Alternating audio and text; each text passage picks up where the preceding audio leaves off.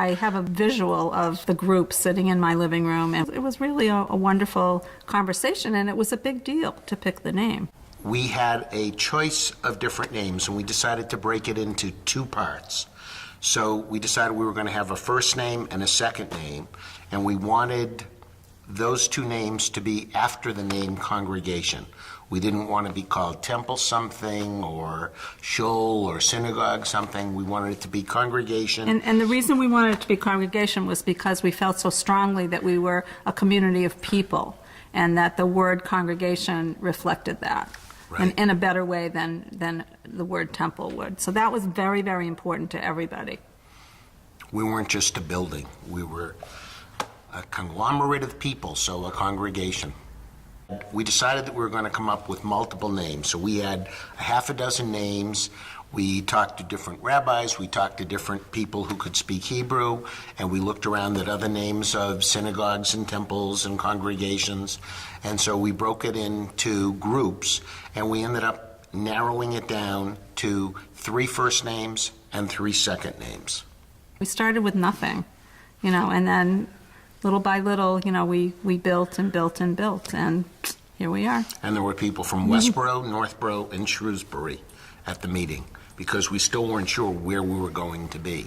B'nai Shalom was not an automatic, but it was going to be Congregation, and what ended up becoming was B'nai Shalom, and then we were going to take it to a congregation vote. It was quite groundbreaking when we hired Debbie Haken, because she was, I think, the first female rabbi to be a head rabbi in the country. That's not why we hired her. We hired her because everybody loved her. And that was all new to us. It's like, how do you hire a rabbi? Right. None of us had ever hired a rabbi before. So, again, we were starting from nothing, and we had to figure it out as we went along. But the union helped. And remember, there was no internet at the time. Right. We contacted the union, and next thing you know, we had resumes being sent to us on paper. And we looked at the resumes, and we had different people meet the candidates, and we narrowed it down to 3. And Deborah Haken was the unanimous choice of everybody. Her parents came from the Midwest, and her father is also a rabbi. So my son was 4. Was he 4? Maybe he was 4. 5. Anyway, I said to him, Rabbi Haken and Peter are coming for dinner tonight.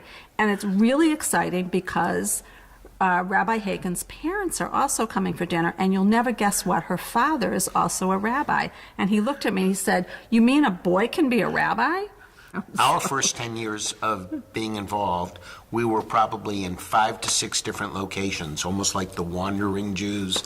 And then we finally got a home in Westboro, and then when we finally came here, we felt this is home. And it was great. It was great then, it's great now.